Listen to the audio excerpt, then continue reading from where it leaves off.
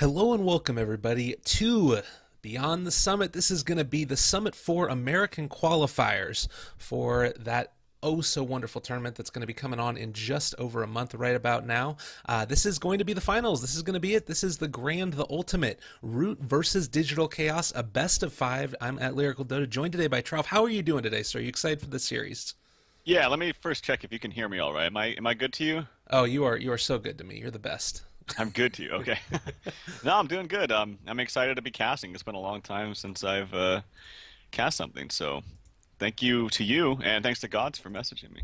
Oh, absolutely. It's just going to be a good one. I'm feeling like this is going to be a match made in heaven. Also for this series, I feel like you know these teams pretty well. You know some of the players on it. You kind of know what you might be able to expect a little bit here. Yeah, well, I mean, first of all, I think it's surprising to a lot of people watching that Root would even get to the grand finals.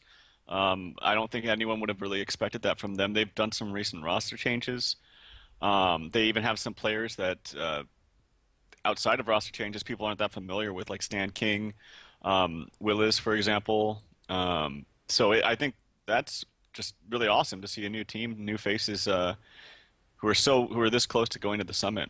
So that's really cool. And then DC, of course, they were probably the expected to be the best, or I should say, the second best NA team right when their inception came out after TI. But have had honestly, some disappointing results for a number of different reasons. But they have a chance to bounce back here. Yeah, and we'll see what ends up happening with that. I mean, I would say that definitely they got hit a lot with people that were sort of questioning if they were really going to be that way, and then they had some of those, as you mentioned, disappointing results. Clearly making it on over to the finals. This is also worth noting going to be a rematch of the upper bracket finals where Root was able to take them out 2-1. But a best of five going to be coming up. We can talk more about all of the mentality that goes on with that as we get later into the series. But for now, at least, we're already almost halfway through the draft. We did see the Lich Band out as well as the Doom, Shadow Fiend, Queen of Pain into, I believe it was a first pick, Slardar, Winter Wyvern Tusk, and Alina. So a lot of the big heroes coming on out. Doom obviously not going to be there. The Radiant Side Shadow Fiend going to be out of there. But Slardar and Lina, this is a pretty nice, well-rounded draft right here. Is there anything that's really sparking up or piquing your interest as we get into this one? Not really. This is all kind of standard for the meta right now. I really actually like how the meta is forming right now, especially after they nerfed Doom. I think that was a very, very appropriate nerf. Obviously, he's still really strong and warrants the first ban, but he's not ridiculous like he was once before. I think Lich is the big thing, though. I won't talk about it too much because it's banned, but to me anyway, the ice armor just makes it really difficult to actually gauge how successful you're going to be in a team fight because it screws with you in so many different ways. So many different teams are drafting these negative armor strats or physical damage strats like Slardar, like Shadow Fiend, etc. But so it provides the armor, but it also provides the slow, which is really annoying on not only tower heroes but just towers too. So, but anyway, that's banned out, so it's neither here nor there. Slardar, Lina, very very good heroes for obvious reasons. Lina picked up a little bit earlier than most people might expect. We don't know if it's core or support yet, but it's good in both situations. I think it's just really good against Wyvern. All of the spells are not going to really or not going to be affected by that Cold Embrace. In fact, Cold Embrace can kind of be a double-edged sword against Lina because it keeps them in place and it provides an easy way to set up that LSA. Yeah, certainly. I think that that's a pretty good point there, and being able to burst on down a hero that is being coldly embraced. Obviously, as well, you can sort of, I mean, the ridiculous range on Dragon Slave, you can kind of, get it just right at the very tip at the end there, and it's still doling out that damage. I think I've liked Lena running a support role, particularly if you end up sort of roaming with her sometimes. You maybe combo up a Shadow Demon there as well. You get the, very nice setup into the stun, or more commonly is the Rubik, where you run the two of them together and then you get a total of 3.1 seconds of disable at level 1. But it has still definitely been run more often in the mid lane. It's cool to have that versatility, though. Is there anything that really is bad about Alina in a first pick? I feel like this hero is just so strong. Not really. I mean, I think the only reason why she's not first picked anymore is just because she's been nerfed so many times, and she was so good as a mid that there was just really no one that kind of beat her. Like, the Yules was so good, the long range catch. It's been nerfed now, which was it's not even an indirect nerf to Lina. It's like a direct nerf to Lina. Like that was her item. Right. So I like her personally more as a support. I think that all her skills are so good, and you don't really need a ton of farm for them to be powerful. Like she's already going to be good just with her innate skill set. Um, and the LSA is like it's actually a pretty fast cast. Like compare that to something like support Leshrac. I feel like you have to have a setup stun in order to get that splitter. The animation's just terrible, but Lena's LSA is actually pretty fast. So she's just got good innate spells. Slardar has good innate spells. They're paired nicely together. Yeah, I like it. It definitely seems very strong. They are going to have to be a little bit careful, though. Gyrocopter comboed up with that tusk can definitely dole out a lot of damage. Just sort of give them a nice little hug with the tusk, with the ice shards, and then you lay down that big old rocket barrage as well as the call down on top of everybody, and your life is just really terrible, which is kind of a problem. Templar Assassin also going to be picked up, so it does look like it's going to be Lena probably in that support role. We did sometimes see Lena in like the safe lane when it was really all the rage that this was the hero, but haven't seen that since I don't think the end of 6.84. I don't think I've seen a sort of safe lane Lena in a long time. But TA going to be picked up. What do you think about this hero? Is this sort of the be all end all as far as mids at this point? I think it's really good here so far against DC's draft. They have, I guess Gyro's Rocket Barrage is pretty good against him, but T Lena's pretty good against, or it's not Lena. Templar is pretty good against Tusk. Tusk doesn't really have any like quick damage over time abilities. Same thing with Wyvern. So it's actually hard to cut through the refraction with those two heroes. And so in that sense, it's good. It's also good because they're on Dire and they have two sources of negative armor for Roshan, Mm. which is going to mean super, super fast Roshans. So I think the pick is fine. Um, Now, if you're DC, you're thinking about, okay, there's Wind Ranger. So that's probably going to be your mid for your War. Yeah. Nothing crazy about that. Well, the thing that I find interesting about the TA pick also now that I'm seeing the Wind Ranger is that they didn't take the Wind Ranger. That's a combo that I feel like we see quite often is Slardar laying on down that amplified damage on top of a target. Wind Ranger just comes on up and shoots you right in the head 1,010 times. And it just seems like it's such a potent combo. But I guess with the TA there on the Dire side, you're going to be able to take Agents a little bit earlier, maybe pick up that quick Deso that I feel like we're almost always seeing. With the amp damage, do you think that you can sort of skip the Deso and maybe go for an earlier blink, or is it still worth it to go for that early Deso on the TA? I think yeah, early blink is fine if you wanted to. Just kind of you kind of got to gauge how the game is progressing at that time. Like if it's 10 minutes, you got your treads and your Aquila bottle or whatever, and it's like and you have 2K gold, and you're thinking, wow, we could smoke and take a big fight right now, and I buy a blink. Slaughter got a really fast blink. It might combo up nicely. You just kind of have to see how the game's going and go with the flow. But yeah, it certainly could work. Interesting.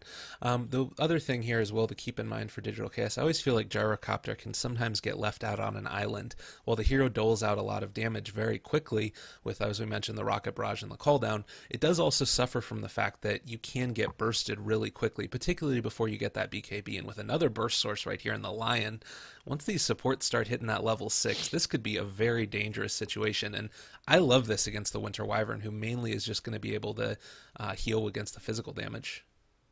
Yeah. Well, the problem for Gyro too is that even if he does get a BKB, it's not going to counter the immense amount of negative armor that TA and Slardar do. So the Winter Wyvern has to be on point with his cold embraces. And that's where perhaps a farmed Lina or even a farmed Lion come into play. So you have the Winter or you have the cold embrace to protect you from TA and Slardar. Well, then the Lina and Lion come up with their some of the identical ults that they really have to counteract that. So you gotta play with fire a little bit. No pun intended. Most definitely. The hero that's sort of conspicuously missing from here is the Darkseer. I guess that with Slardar and Tusk, both sides feeling like they've got their off lanes sorted out, but I do feel like this is a hero that definitely is still viable to at least look at, considering you can switch around where these heroes are placed. Maybe you end up having a Winter Wyvern Tusk support combo and instead, go for a Darkseer here at the end. Do you like that hero in this situation, or do you think that he doesn't quite fit with their lineups? Sorry, which hero? The Lion? Darkseer. Darkseer Oh, is somebody that oh, has a good band. as a potential for DC. Yeah. Oh. Oh well, no, I liked Undying.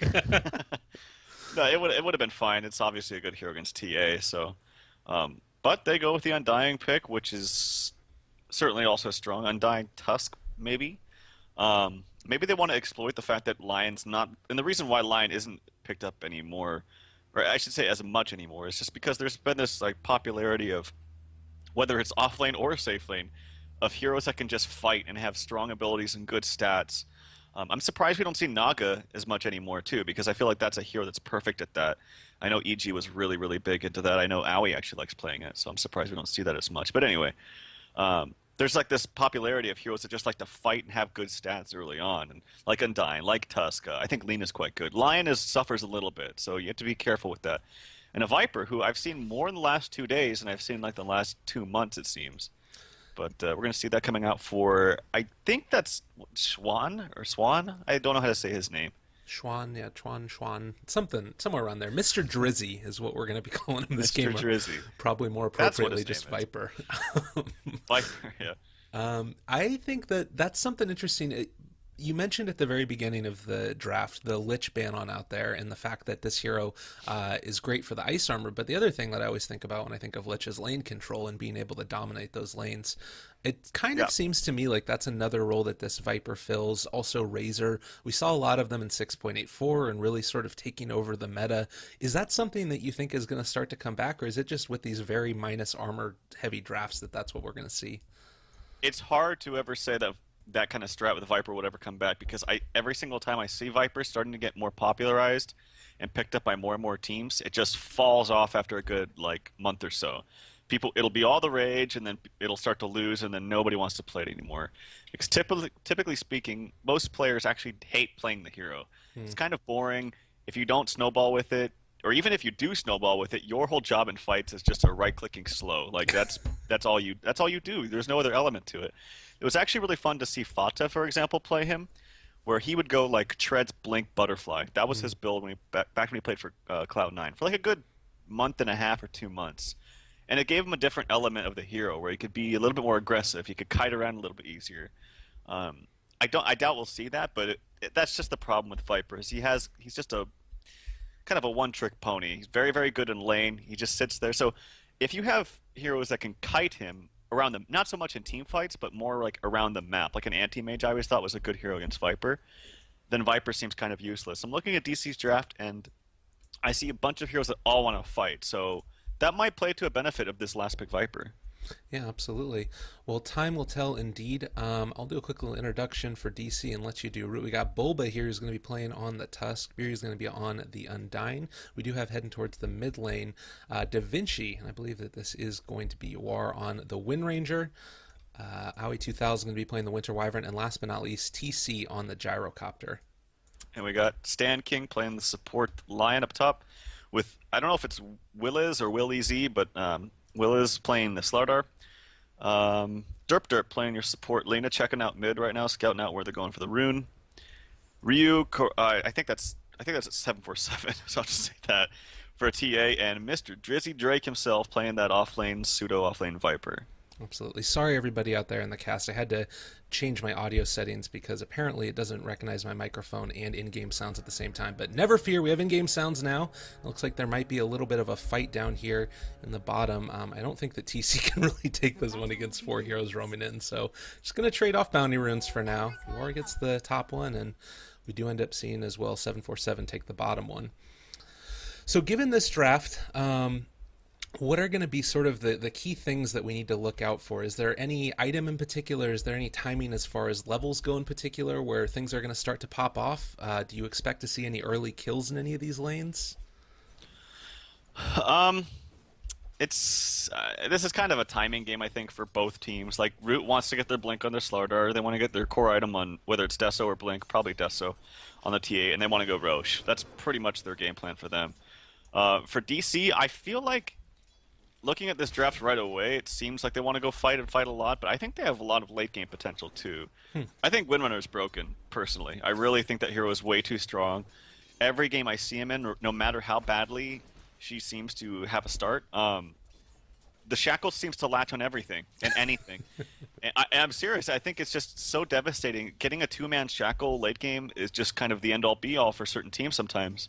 And the damage that the ult provides with Ags is pretty insane. So I can never look at a Windrunner, and in any kind of lineup and say that they won't have late game because they certainly do. So I think that relatively both drafts are pretty even, but I think Root's game plan is really going to be centered on this Roshan, specifically because they're on Dire. Yeah, definitely. And of course, that dire advantage always present, even with the map changes that we ended up having just over a year ago now. Still something that is always need to be cognizant of. I do feel like this top lane, once they start getting a couple levels on this Tusk Undying, is going to be a little bit terrifying for this Slardar up here. I mean, you just snowball on in. You have the potential to drop on down the Tombstone. Of course, TPs can come to try and help you on out, but the end result is still going to always be a bit of a problem. I do like the Slither and Crush against it, because if you're able to get that off, and most times you will before you get bursted, you can usually sort of turn it back around if you get enough TPs, but it's still just such a dangerous proposition. I'm really curious to see how this bottom lane goes, because like Viper started out with a good lane because the support was helping out mid, so that let him know that he could play a little more aggressive. So as a result, he's got 5 CS that he probably shouldn't have. But now that the lane's kind of kept back after a pull from Maui, it's going to be hard for him to get some good CS. I missed that, but hopefully you caught it. As Just a dive like coming that, up it was just an immediate jump on in there. It's how quickly these things can happen. We talked about how dangerous it can be. Lane on down the decay, immediately followed up by the snowball ice shards into the Tombstone, and never stood a chance there. It's a lion getting caught out, basically, and maybe going to be able to find the Slardar as well. A couple right clicks here. There is no Tombstone. Do have a Mango to drop it down again if they want to in another 25 seconds, but it seems like this team fight might be over by then. They do end up landing the stun, and just going to have to back on out. Bulba now in a little bit of trouble. It's going to be taking a little bit of damage from the tower. Ends up changing on over the aggro. Undying gives the lion one last right click and then walks away from there as we see the salve come out from Bulba, and taking early advantage and applying a lot of pressure here. Still, Slardar doing okay, 8-1. I mean, you compare that over to the other side, the Gyrocopter 15-6, though. It's pretty clear who's coming out on top. DC have 3 farming cores right now, whereas Root have kind of like 1.5.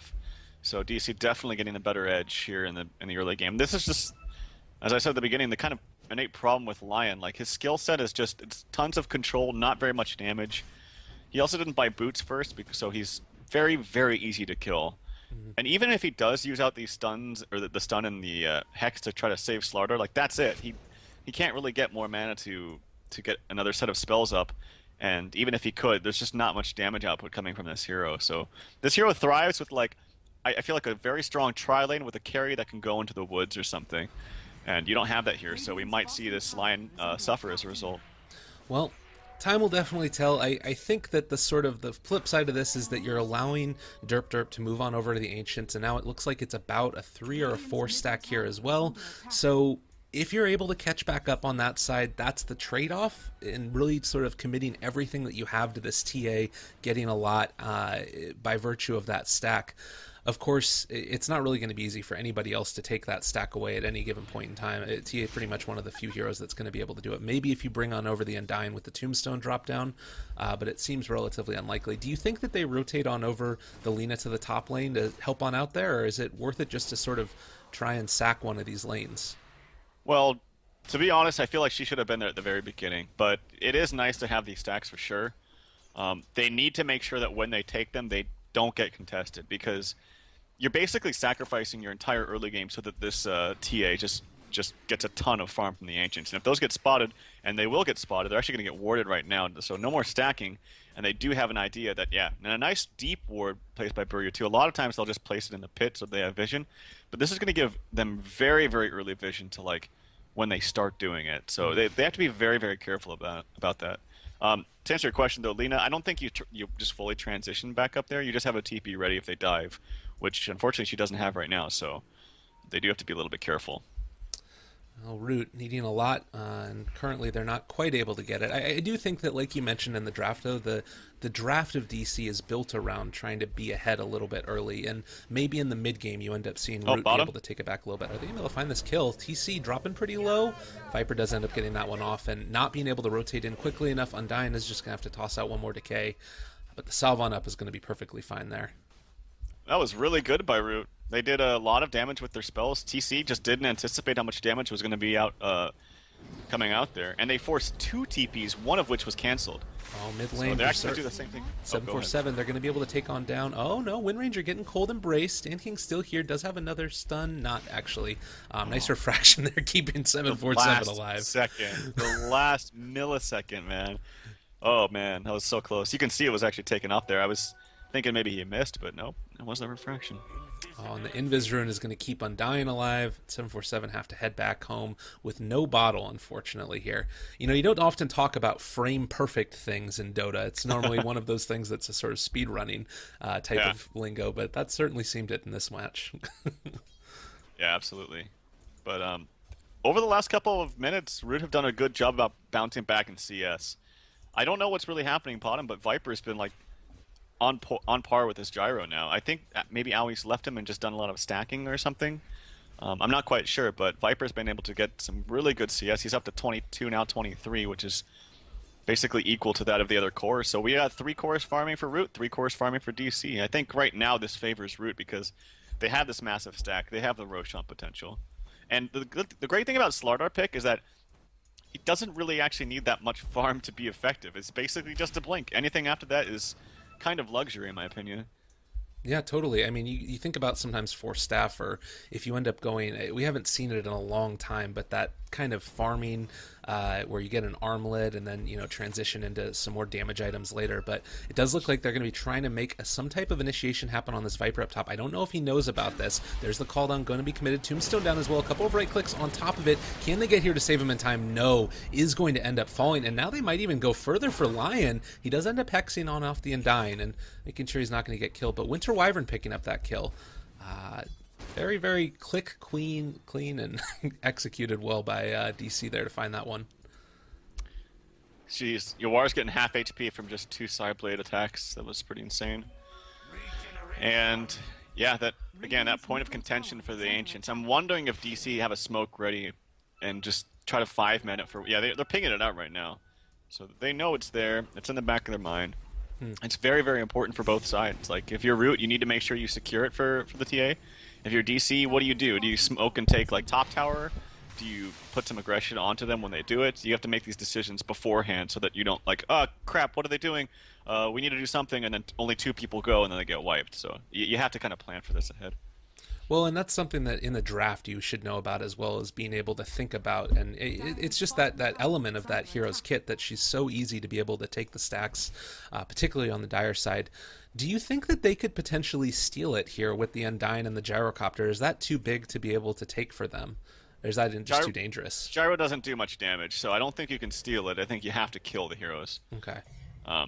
It would take like 3 flex, I think, Yeah. just because of Gyro's pitiful auto attack damage right now. They're actually 2-man smoking up to top. It's weird to see a smoke gank coming from an Undying, considering also the fact that he's level 2, but it might... No, it's actually not going to work. So Willis backs up. Spidey senses tingling, and he's going to farm in the jungle, I think, for a little bit. All right, well, wanting to make sure that he gets his farm and doesn't end up feeding away any that precious gold to the enemy team. They are going to keep on moving through the jungle a little bit here, but it doesn't look like they're going to find anybody. Maybe just going to trade on out the towers, and while this is all happening, we're beginning to see 747 take it. Nobody really in position to be able to contest this now, and this is kind of one of the worst case scenarios at this point for DC. They need to be able to react very, very quickly. They're walking over now. Gyro's still top. They know that Windrunner's coming, and this needs to be like everyone from Root ready to go. Yep, you see the Viper and you see the Lina coming up now. This is going to be a 4-on-5 fight, kind of. The Tombstone's coming out now, too. All right, well, they're getting a little ready bit of to an earlier go. Tombstone. Viper, they're all separated right now, so maybe you end up seeing them collapse, but with the Tombstone at least committed, it seems like it might be more difficult to take a fight at this point. Aoi doesn't have level 6 quite yet. They're going to snowball forward, are going to be able to catch on at the TA. If they burst her here, this would be a huge win. Does start to fall very, very quickly. Undying in the background. Calldown is going to be committed on to Biryu. He eliminated completely and totally. We do end up seeing a trade for the Undying for the TA now. Lion ends up falling. Oh, Root, you're in a little bit of trouble. Derp might end up going down. Nice light strike array. Can he finish him back off? Another Dragon Slave. A power shot's going to do it. And that is going to be a 2-for-4 trade at this point. Looking pretty great for DC in that one. Or, yeah, for DC in that one.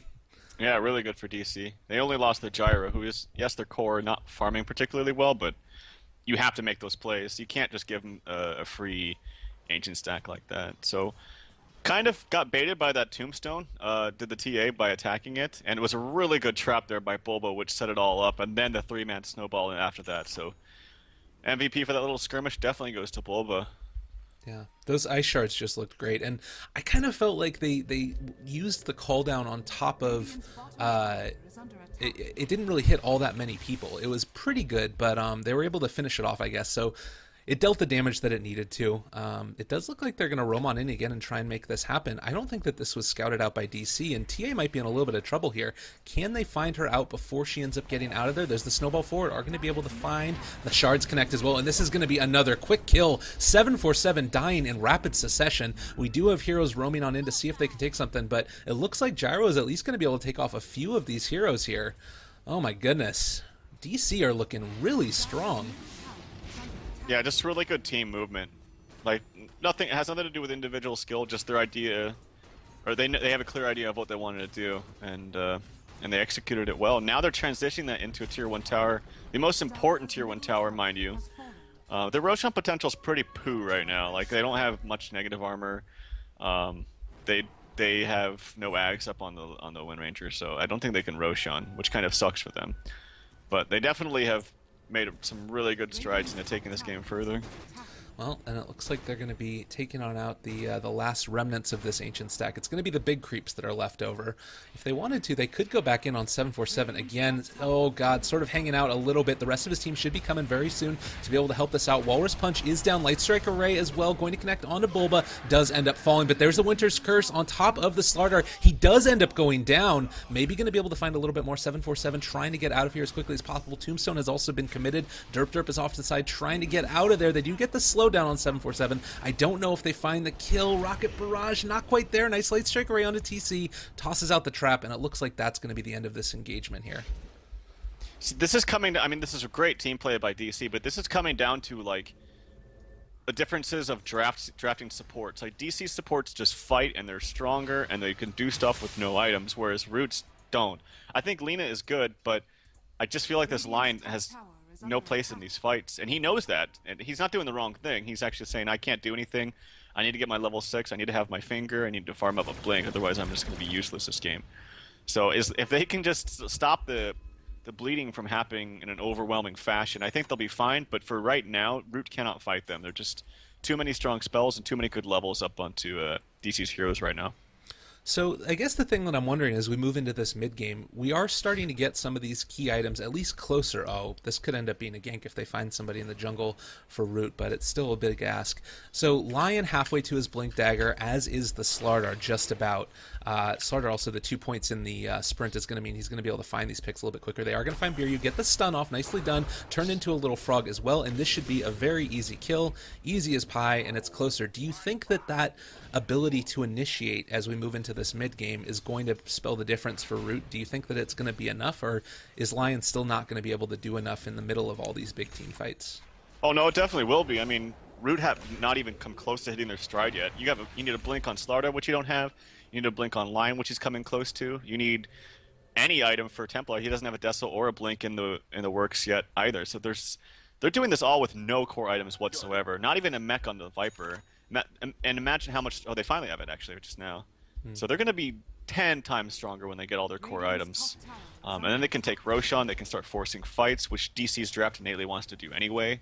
So yeah, like I said, if Root just stop the bleeding for a little bit and get their core items up, they'll be in a great spot. And the thing about Lion is, while his laning phase isn't very strong and his spells don't do much damage in the laning phase, once he gets the blink, he is relevant throughout the entirety of the game. He's a support that never falls off, like, for instance, Undying.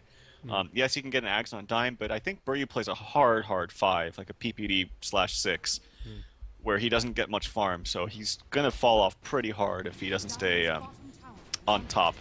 Definitely.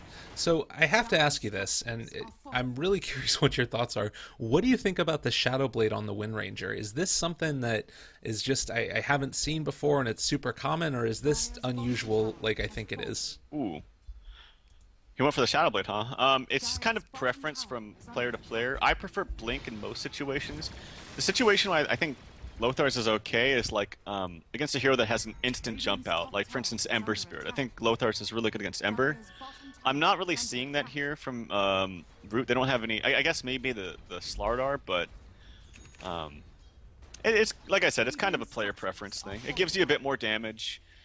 gives you attack speed, which she doesn't really need. That's kind of why I like the blink. But to each their own, I guess. Yeah. Well, we'll see if they end up really paying off now. It also feels like in the later stages of the game, Shadowblade isn't really as great for taking high ground as Blink is. It's harder to find those angles on those two-man shackles that you were talking about in the draft, and what makes Wind Ranger that really strong hero that she is. Yeah, it's also kind of odd that she goes for that against the Slardar too, but I didn't even realize, but they just took a tier 2 tower top, or bottom for free basically. They're also going into Roche, which I don't think it should have been scouted because they were walking over TA trap. Right. Nobody's walking over there yet, and I think this is going to be a free Roche actually for DC. Yeah. Root just want to get their core items. They have a blink coming up now for the Slardar, I believe. Lion has his now. They're ready to fight now, but it might be a little bit late, unfortunately. So this is always an awkward situation. You just get your big core items up on these heroes that allow you to fight. Mechanism on Viper, you've got the Blink on Lion, you've got the Blink on Slardar, Lina is Lina. These are the sort of the things that you need to be able to sort of fight in these team fights. And then the enemy gets an Aegis. Is it still worth it to try and take advantage of that power curve hitting at this point? Or do you still want to wait out the Aegis here at this point? Or is it sort of one of those if you find a pick off? I don't think you want to fight DC 5-on-5 right now. It's basically a 6v5 and they have the superior lineup right now. I think you still just go for pickoffs and try to... it looks like they actually still want to fight this though. This could be a mistake. Yeah, you really got to be careful though against that Aegis. Like this Tombstone is level 4 now, that's pretty scary. Yeah. I think this is a bit of a mistake, but they feel like they can't get enough by pushing out outer lanes. They don't push very quickly on these heroes, unfortunately, except for the TA, but she is very underfarmed compared to what she usually is at this time of the game. Well, it's interesting. TA isn't actually with them at this point in time, so looks like they're just posturing to try and keep the pressure off of their tower as long as possible. But it does feel like if they get caught out, this could be a bit of a problem. Shackle connects on the creep to the tree. Not often that you see that one prioritized, but was looking for the Shackle onto the Viper, I'm sure. TA almost having her Deso. It's getting closer. Yeah. She's doing the right thing, though. Like they can't fight them. They need to just push out lanes and try to farm.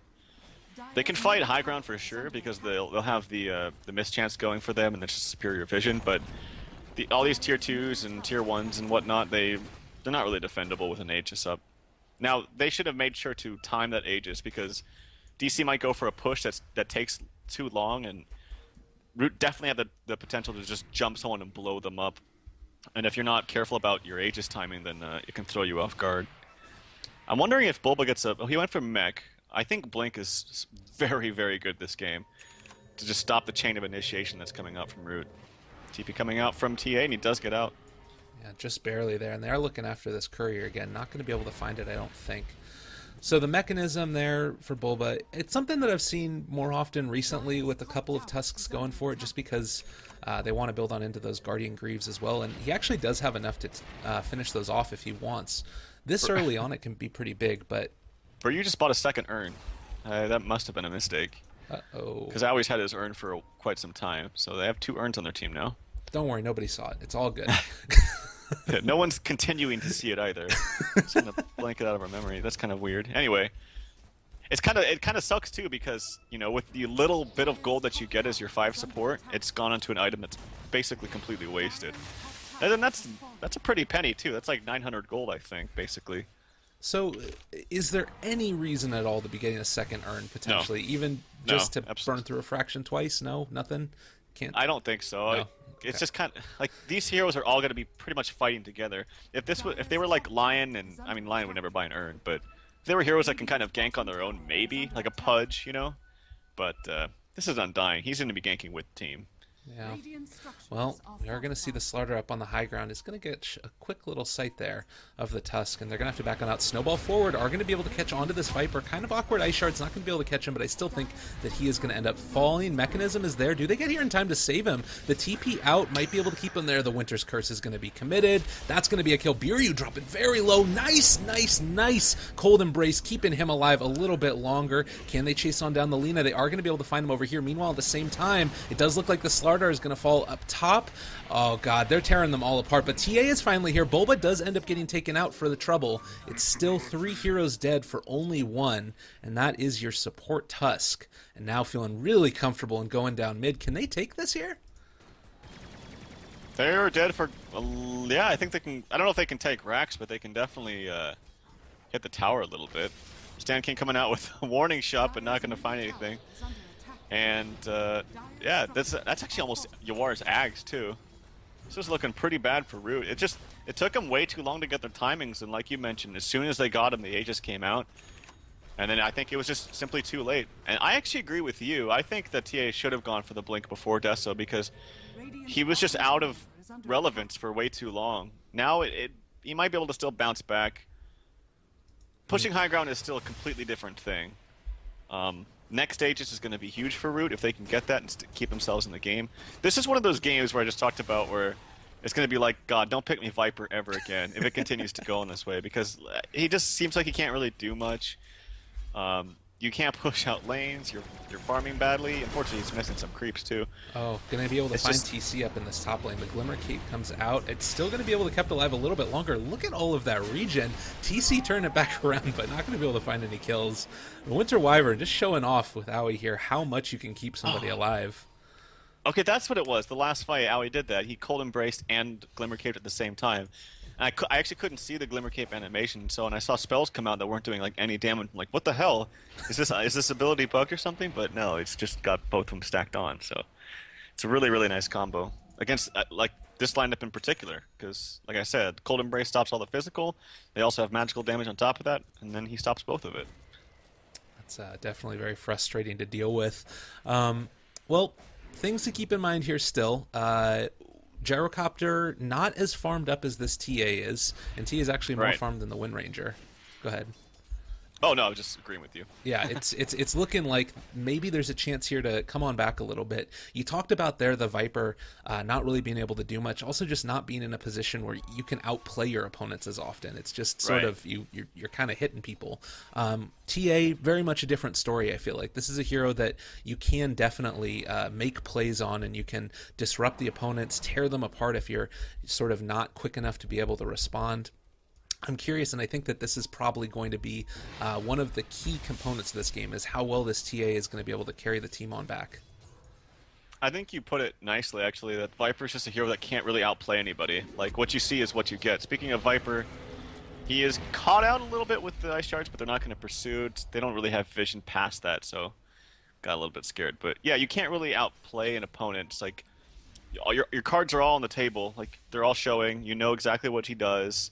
He's not going to trick you. Like, I kind of like that extra element that maybe a Blink provides, but yeah, it's just hard to get yourself to be noticed in a fight. Like, everyone just kind of ignores you, or they kill you first.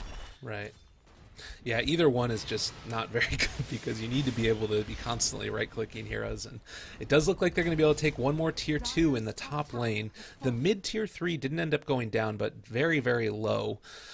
Do you think that now they need to wait out for the next Roshan to really try and push high ground? Is that kind of what we're going to be waiting for at this point, or can they maybe find a pick-off first? What's your play at this point if you're DC to try and continue this sort of streak that you've been able to build? I think centered around Roshan. Oh, big pick-off there near the woods of DC as Yawar goes down, and that's going to give them a whole bunch of time to work with. He is their most farmed hero and most important hero. Roshan is spawning. This is the potential thing, right? Like, I still never follow this. Wow, that's a really early Roshan respawn. That's crazy. So if they get their lanes pushed out, and if they force, like, say, Yawar to TP top or something, then they can definitely take it. And they can take it quickly, man. Like, tons of negative armor. So, but to answer your question, yes, I think DC need an Aegis at this point. They've let the TA really come back into play. She's almost got a BKB now too. If she gets BKB plus Aegis, it's going to be nearly impossible to kill her twice. Yeah, definitely. And you know that you don't necessarily have the same defensive supports that you have here on Root that you do on DC, but at the same time, if you are killing people before they can cast out all their spells, which is kind of something that you see quite often with TA, it doesn't really matter if you need defense, because you're going to be able to get out of there anyways. Oh, they are not quite going to be able to hit the shackle. You really wanted it there, but Still not going to be able to take Roshan, and it does actually look like DC are posturing at least to be able to maybe take it themselves. Root do know what's up though. They have a trap in there, and with an Axe and a DD up on the Wind Ranger this time, it's gonna go much faster than it was last time. She's trucking this, she's soloing this down basically. Buryu pops the ulti too to help apply some damage. I think they're gonna take this before Root gets here, which is a big blunder for them. They should have known this was happening, or even just rush there as soon as they knew, and it's gonna be a free Aegis here for DC. Oh god, the jump on in. They're going to be able to catch 747, but there's the Winter's Curse tearing apart the Lion. TA turning on her allies. They are not going to be able to burst on down Bulba. Do they end up finding any more kills now? 2 heroes already dead. The Undying did end up falling as well, but Derp Derp is going to fall. Light Strike Array or not, the Gyrocopter doesn't care about that. Looks like Viper is going to fall as well. DD still up on this Wind Ranger, about to expire, but as is the Viper. Oh man, that was just, they came over as soon as they saw that they were taking Roshan, but they weren't able to get there in time. A little bit of luck and a little bit of good decision making. DC are looking incredibly strong right now. Yeah, the DD was really, really nice for them too. And actually, you know what? I feel like the fast Roshan, did I just say Roshan? Yes. Roshan respawn timer as a snowball's coming into the tier 4s. Maybe diving a little bit deep, but he blinks out in time. I think the fast respawn timer actually favored DC, if anything, because it gave them as soon as it was like 10 seconds after your war respawned, so it kind of worked out perfectly for him. Well, and it maybe was one of those things where they were trying to push on out those laves like you were talking about, so that way they could take it quickly, but then they didn't realize it was going to respawn that quickly, and so they were out pushing up the top lane, and by the time they realized that Roche was back up, you know, they were already out of position to be able to take it, and a little bit of luck, as we talked about there with that DD rune. Unfortunate. They do end up taking one set of barracks off of it, not getting greedy. This is something that we've been seeing more often recently from NA Dota, is teams playing a lot more conservative when they're ahead, not opting to go for those big throws. And it's really been cool to be able to see a little bit more composure out of these squads to make sure that they continue to lead and don't throw that game away. Yeah, they've, in the last 2 years, maybe even less than that, there's been a real shift in how they approach the games. I mean, if you just watch how a lot of the teams played in the majors qualifiers, there was some super passive games. Like, I don't even know if it was the qualifier games, but like Cloud9 and Complexity, for example, there were some games where there was like 10 kills in 30 minutes or something. It was just trying to be very careful about their play, and a lot more methodical play now coming out from these teams. So. Yeah. It's cool to watch, maybe a little bit boring at times for spectators, but it's definitely up a notch in terms of the skill. Certainly. Well, what do you think about this Vanguard into Crimson Guard for the Viper? This isn't something that I feel like we always see. Sometimes it just goes straight on into that Aghanim Scepter. Do you like it against the sort of very high attack speed coming out from the Wind Ranger, or would you have rather seen something with more damage? It's okay. I think it's a little late for Crimson Guard, though. I think this is an item that you get really soon, and you just barrel down a lane. And I think Crimson Guard's pretty good with like more tanky heroes in your lineup. Like Lina and Lion are just gonna get bursted down super fast to flak plus like AoE damage from call down and whatnot. Yeah, I'm not the hugest fan, but I do like the item. I love the item a lot, actually. It's never picked up.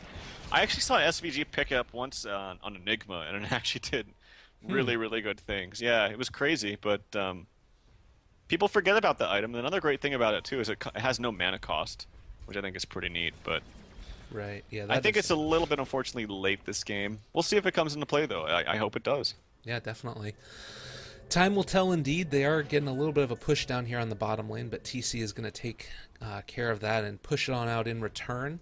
TA is still skulking around their jungle. If she tries to move on in here, I don't think that there's any chance she comes and tries and finds a pick off with nobody really showing on the map.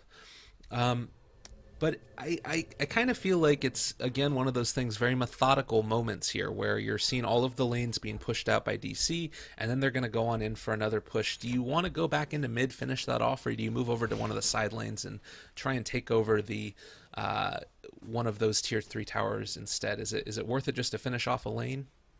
No, if this was like a range rack's dead and the melee rack's there, then yes, you would go back for the melee racks. But when you're pressuring one lane with the melee racks down in another, the permanent damage is going to stick onto that range rack, so it's going to fall by itself. So you don't need to focus on the mid lane anymore. Okay. Sanjin Yasha, BKB up on the gyrocopter, 2,500 gold in the bank, making sure that everything is all hunky-dory before they move on in. Also worth noting, the gem on up on the Tusk has allowed them to have pretty good control of the vision all across the map here by DC. They still do have one more ward here in their own jungle, which hasn't been scouted out yet, but as soon as it does, they're going to be able to take advantage of that and just dot in all the I's, crossing all the T's, making sure that everything works fine. Maybe even going to wait for this next Aegis before they end up going in again. It does seem like that's a little bit scary just because of how quickly Root can take it, that if they end up taking a bad fight, I guess that their Roche fighting potential is way higher than Root's, though. Well, I don't know if the Roche fighting potential is like Roche taking potential, sure, but like fighting around Roche, I favor DC because they have the tomb, they have the call down, um, and potentially double shackles and actually Winter Wyvern's a pretty big beast around Roshan too because people are usually like clumping up like get the Aegis, grab the Aegis like seagulls or something, Right. and the Cold Embrace just kind of punishes that idea. And smoke up coming out from 4 members of DC, with Yawar being the Lone Ranger. And this is going to be a favorable fight because they know that the Viper's not there. And there we go. Oh, Winter's Curse immediately down, 747. The Walrus Punch as well. BKB has been popped now. They're going to be turning this back around. Biryu eliminated in the middle of that one. Gyrocopter is starting to go ham now. Going to be able to take on out the Lion. Lina falls as well. And finally, we are going to see a triple kill for TC. Just devastation. They're tearing them apart here. I've said that 20 million times so far this cast, but that's just basically what's been happening. Taking a look at the fight recap, 12,000 gold swing in the end, and honestly the biggest thing is now they're going to be able to pressure this Rax. Do we have a buyback on the TA? We do, but you really don't want to expend this at this point. Oh, do you have to though? You're gonna feel it out and see how the fight's starting to go. I don't think you want to. Yeah, they're running. Yeah, she's not gonna want to. But you saw that the creeps took the range tracks all by themselves out right there. They're pursuing this with the TA dead. I think they just cut their losses and let the TA not fight without buyback. They're still pursuing though. Laguna Blade There's has a already TP been out from the used. Undying. Oh, it's about to be back up though again. Yeah, I don't think you. Yeah, I think this is a mistake by Root. This could potentially be really, really bad for them. Oh, Boba is dropping pretty low. They do use the Laguna Blade, but there is the Winter Wyvern coming on in to save the day. Lion falls yet again. That's a dieback potentially on this Lina if she does end up getting caught. Not going to be able to do it, and they call GG. Just like that, DC take a 1-0 lead, being able to finish off Root here in a little bit of a rematch that we saw in the upper bracket finals. Man, what do you think about this lineup? How is this just a straight-up draft thing, or is this more by virtue of individual team fight stuff? Well, I think as a team, Digital Chaos was pretty impressive. Like they played very, very well. All their moves were extremely deliberate. Like I said at the beginning, they needed to make sure that they contested those ancients, and they did it every single time. They did it once, backed off. She respawned. She went to do him again, and they smoked up, ganked her again. And so their play as a team was very deliberate and very strong.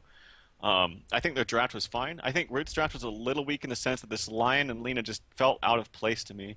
I liked Lina, I said that at the beginning of the draft, but I think it was a bit of a mistake leaving the top lane as it was, especially with Lion. Like, if maybe Lion was roaming around and Lina stayed up there, that might have been fine, but Lion just can't hold his own against that kind of strong dual lane of Tusk Undying. And they knew what they were getting into. They picked it relatively early from DC. But the big thing overall was that Root just didn't hit their timing quick enough. Their timing is extremely strong with the blinks on Slardar and Lion. They actually got a pretty fast blink on Lion, all things considered, but they just, like you said, the Roshan happened right after, or right before their timing, so just kind of unfortunate for them. Well, ladies and gentlemen, we're going to be moving on in just a second to Game 2. Again, this is going to be a best of 5. Maybe we'll talk a little bit more about the psychology behind all of that. Get hype for psychology talk. We'll be back in just a second. Again, for any of you guys that are joining us, this is going to be a 1-0 start to this one. My name is @Lyrical Dota, joined